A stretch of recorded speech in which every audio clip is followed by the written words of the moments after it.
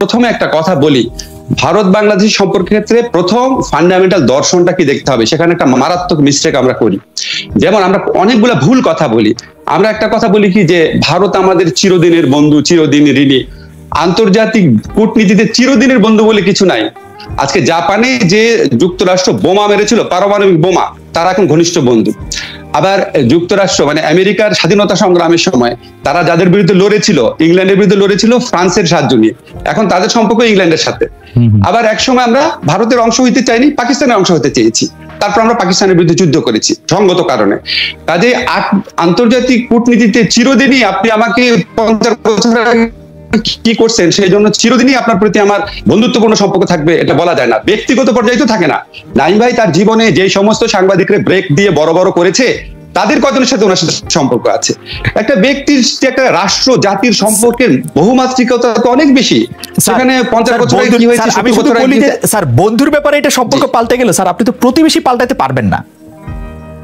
না, প্রতিবেশী পাল্টাতে পারবো না, প্রতিবেশীর সাথে সব, আমি তো সেটা বলছি না, আমি বলছি প্রতিবেশীর সাথে সম্পর্ক পাল্টায়, এটা স্ট্যাটিক থাকে না। সেকেন্ড যে ভুলটা আমরা করি, আমরা সবসময় বলি যে আমরা ভারতের প্রতি চিরকৃতজ্ঞ, এটা পার্শিয়ালি ট্রু। ভারতও আমাদের প্রতি চিরকৃতজ্ঞ, অন্তত থাকা উচিত। কারণ আপনি যদি দেখেন, একটা যে কোনো সাধারণ বিবেক বুদ্ধি সম্পন্ন মানুষ বুঝবে যে বাংলাদেশ স্বাধীন হওয়ার কারণে ভারতের কত লাভ হয়েছে।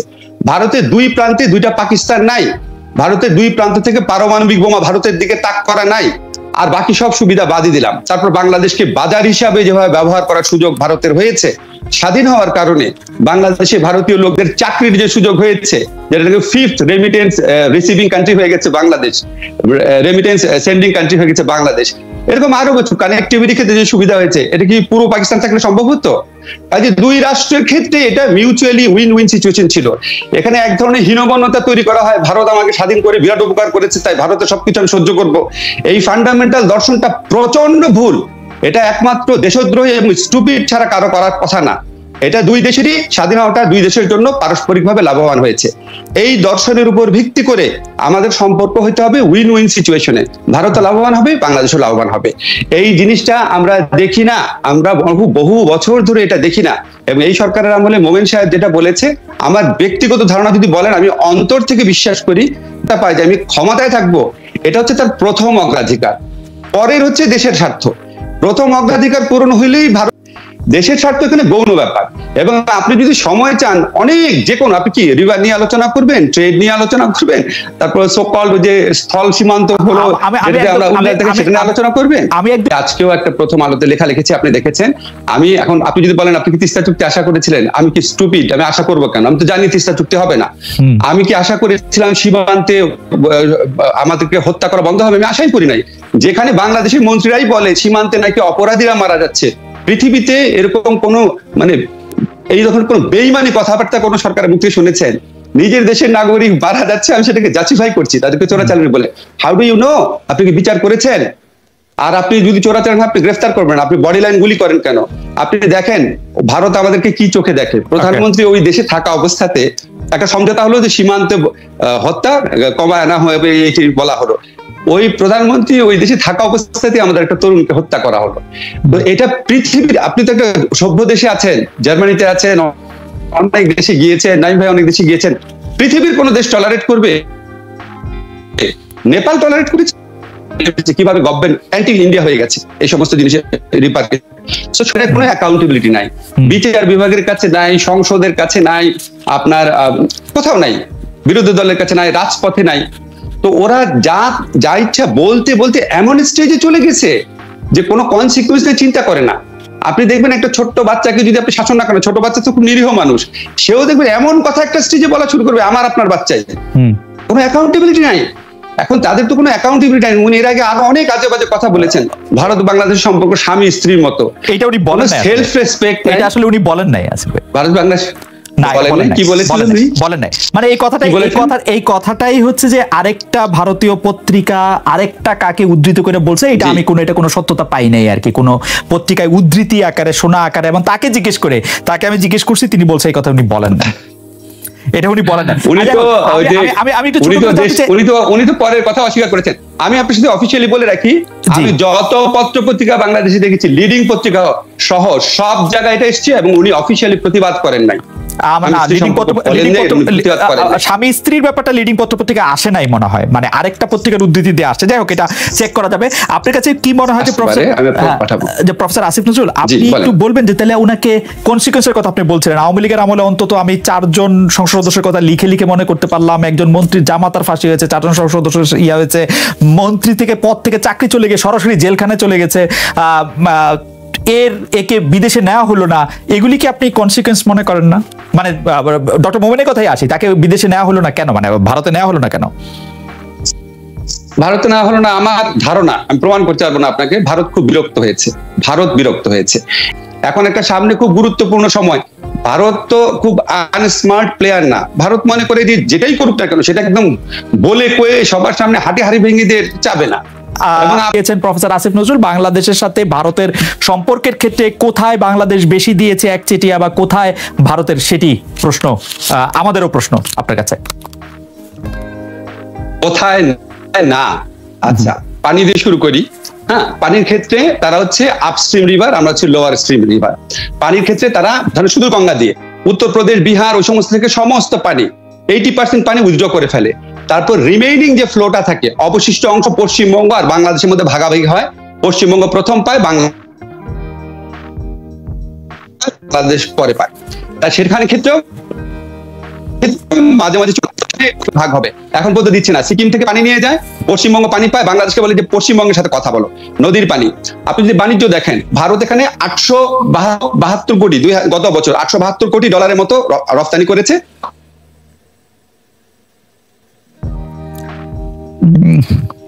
প্রফেসর আসিফ নজরুলের বিশ্ববিদ্যালয়ের বাসার ওখানে যে আমরা ইন দা মিন টাইম যে আসিফ ধরনের পরনির্ভরশীলতা, সেখানেও যদি আপনি অত্যাবশ্যকীয় পণ্যের ক্ষেত্রে দেখেন, বেটার প্রফেসর নজরুলকে আমরা আসলে অডিও লাইনেই ধরি,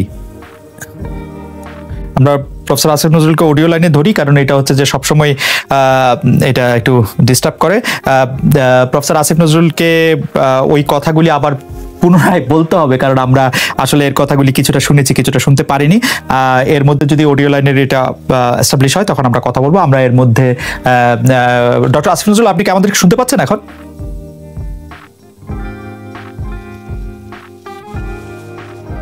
আচ্ছা, আমরা ফোনে কানেক্ট করতে চেষ্টা। জনাব আসিফ নজরুল ফিরে এসেছেন। জনাব আসিফ নজরুলের কাছ থেকে আমরা শুনি। জনাব আসিফ নজরুল, আপনি যদি আবার বলতেন যে আসলে কোন জায়গায় আপনি ডিসপ্যারিটিটা দেখেন, কোন কোন জায়গায় আপনি পানির কথা পর্যন্ত আমরা শুনতে পেরেছি। আমি সব জায়গায় ডিসপ্যারিটি দেখি। আমি কানেক্টিভিটির কথা যদি বলেন, অলরেডি ভারতের 7 সিস্টার কান্ট্রিতে ভারতের কানেক্টিভিটি এস্টাবলিশ হয়েছে, খরচ কমেছে, সময় বেঁচেছে। আমরা কখন থেকে শুনছি, কবে থেকে শুনছি যে নেপালে আর ভুটানে আমরা একটা কানেক্টিভিটি পাবো। এখন ওটা আশ্বাসের পর্যায়ে রয়ে গেছে। আপনি যদি অবকাঠামো উন্নয়ন দেখেন, যত অবকাঠামো হচ্ছে ম্যাক্সিমাম হচ্ছে ভারতের সুবিধার জন্য, এবং বাংলাদেশের নদীতে বাদ দিয়ে ভারতের ট্রাক পার করানোর ব্যবস্থা করা হয়েছে। আপনি যদি রামপাল প্রজেক্ট দেখেন, রামপাল প্রজেক্টটা একটা ভয়ঙ্কর পরিবেশ বিনাশী প্রকল্প হতে পারে যে কোনো সময়। এটা শুধুমাত্র ভারতের টাকা বাঁচানোর জন্য প্রকল্পটা একটুখানি সুন্দরবন থেকে দূরে নেওয়া হয় নাই, যাতে সহজে কয়লা আনতে পারে, যাতে লাভ বেশি হয়। আপনি যদি রেমিটেন্সের প্রশ্ন দেখেন, বাংলাদেশের নাগরিকরা ওই দেশে কত টাকা বাংলাদেশে পাঠায়, আর ভারতীয়রা এখান থেকে কত টাকা রেমিটেন্সে পাঠায়। আপনি যদি ব্যবসার সুবিধা দেখেন, আপনি যদি ট্রেডের সুবিধা দেখেন, সমস্ত ক্ষেত্রে ডিসপ্যারিটি নাই এমন কোনো জায়গা নাই। সমস্ত ক্ষেত্রে ডিসপ্যারিটি, ভয়ঙ্কর মাত্রায় ডিসপ্যারিটি। আর আপনারা ওই যে নদীর পানির কথা বলছিলেন না, আমি আজ কষ্ট করে আজকে একটা প্রথম আলোতে একটা লেখা লিখেছিলাম। আমি আশা করেছিলাম কিছু মানুষ অন্তত পড়বে, মনে হয় না, মানে বেশি লোকজন দেখেছে। আমি ওখানে ক্যাটাগরিক্যালি দেখিয়েছি যে ভারতের সংবিধানে 2টা লিস্ট আছে, একটা হচ্ছে আপনার ফেডারেল লিস্ট, একটা হচ্ছে স্টেট লিস্ট, আর একটা হচ্ছে কনকারেন্ট লিস্ট। স্টেট লিস্টে বলা আছে নদী পানি টানি এগুলি ব্যাপার রাজ্য সরকারের নিয়ন্ত্রণাধীন, তবে এটা শর্তাধীন আছে। ওই শর্তটা কি, সেটা আবার যে এন্ট্রি 56 শিডিউল 1-এ বলা আছে যে এটা যদি কেন্দ্রীয় সরকার মনে করে তাহলে সে তার নিয়ন্ত্রণাধীনে নিতে পারবে। এছাড়া কেন্দ্রীয় সরকারের বিদেশি রাষ্ট্রের সাথে চুক্তি এবং তা বাস্তবায়ন সম্পূর্ণভাবে কেন্দ্রীয় সরকারের এখতিয়ারভুক্ত, রাজ্য সরকারের কিচ্ছু বলার নাই। হয়তো বলি একটু প্লিজ বলতে দেন। এটা নিয়ে অনেক বেশি কথা, অনেক বেশি বিভ্রান্ত কথা বলা হয়। আপনি যদি দেখেন 1977 সনে বাংলাদেশকে মিনিমাম 34,000 কিউসেক পানি দেওয়ার চুক্তি হয়েছিল, তখন পশ্চিমবঙ্গ এটা প্রচন্ড বিরোধিতা করেছিল। যখন শেখ হাসিনা গভর্নমেন্ট 1996 গঙ্গা পানি চুক্তি করে, তখনও পশ্চিমবঙ্গ বিরোধিতা করেছিল, কঠিন ভাবে করে নাই, করেছিল। দুইটা ক্ষেত্রেই ভারত সরকার এগিয়েছে। প্রথমটার ক্ষেত্রে পশ্চিমবঙ্গের অডিয়েন্সে ভারত সরকার বলেছে জাতিসংঘের কনসেনসাস স্টেটমেন্ট হয়েছে, বিকজ তৎকালীন জিয়াউর রহমান সরকার বিষয়টা জাতিসংঘে তুলেছিল, এটা না করা ছাড়া আমাদের উপায় নাই। দ্বিতীয় ক্ষেত্রে পশ্চিমবঙ্গকে বলছে তোমাদের দরকার লাগলে সংকোচ ডিপার থেকে পানি দিব, কিন্তু এটা আমার করতে হবে। তো এই কথাগুলো আসলে মোদী সরকারের স্বার্থে, ভারত সরকারের স্বার্থে একটা কল্পিত ভিলেন বানানো হয়েছে যে মমতা ব্যানার্জির কারণে চুক্তি হচ্ছে না। আমরা কি অঙ্গরাজ্য ভারতের? ভারতের মমতা ব্যানার্জির সাথে প্রসঙ্গ আসবে কেন? আমার প্রসঙ্গ একটা ভারতের সাথে। ভারত যদি পানি না দেয়, বাংলাদেশে বলা উচিত ছিল তোমার আমি কানেক্টিভিটি দিব না, যেটা শেখ হাসিনা গভর্নমেন্ট যখন প্রপারলি ইলেক্টেড ছিল প্রথমবার ঠিকই বলতে পেরেছিল। আপনার মনে আছে নিশ্চয়ই, যায় নাই কানেক্টিভিটি। তো যদি বলতো যে তোমার আমি কানেক্টিভিটি দিব না, তোমার আমি কিছুই দিব না, এটা না তোমার লোককে চাকরি করতে দেবো না, ব্যবসা করতে দেবো না, আমাদের দিবা তাহলে দিব, তাহলে ঠিকই আমরা তিস্তার পানি পেতাম। অথবা যদি এই হুমকি দিত ঠিক আছে তিস্তার পানি তুমি দিবা না, চায়না আমাকে যে দিয়েছে অফার দিয়েছে সেটা অনুযায়ী আমি তিস্তাতে আমার পানি ধরে রাখার প্রকল্প গ্রহণ করবো, তখন প্রফেসর আসিফ নজরুল, আপনি এই জায়গায় আমি আপনার কাছে একটু প্রশ্ন করতে চাই যে ধরেন ভারতের এই যেগুলিকে আপনি বলছেন যে সকল সুবিধা ভারতের জন্য দেওয়া আছে, যেমন কানেক্টিভিটির কথা আপনি বললেন, মাটি ভাড়াট করে ট্রাক যাওয়ার কথা, সেই জায়গা দিয়ে কিন্তু আসলে ভারত সেটিকে আসলে নিয়মিতভাবে ব্যবহার করছে না। ভারতের সুবিধার জন্য আপনি পরিবেশ বিনাশী রামপাল প্রজেক্টের কথা বলেছেন, সেখানে পরিবেশ বিনাশী অর্থাৎ সুন্দরবনের জন্য যদি ক্ষতি করা হয় তাহলে ভারতীয় সুন্দরবনের জন্য সেটি একইভাবে ক্ষতিকর হওয়ার কথা, কারণ ম্যানগ্রোভ ফরেস্ট একটা আরেকটার সঙ্গে জড়ায়া থাকে। আমরা এটি হচ্ছে যে খুব পলিটিক্যাল কথা বলি যে এটা শুধু বাংলাদেশের সুন্দরবনকে ক্ষতি করবে, ব্যাপারটা এমন হওয়ার কথা না। আপনি যদি এইটাও একটু বলতেন যে ভারতকে রুষ্ট করে, তিন দিক থেকে ভারত দ্বারা বেষ্টিত হয়ে ভারতকে রুষ্ট করে চীনের সাথে সম্পর্ক বেশি ভালো করা কি বাংলাদেশের জন্য লাভজনক হবে কিনা বলে আপনি কি মনে করেন, সেটাও যদি একটু বলেন আমাদেরকে।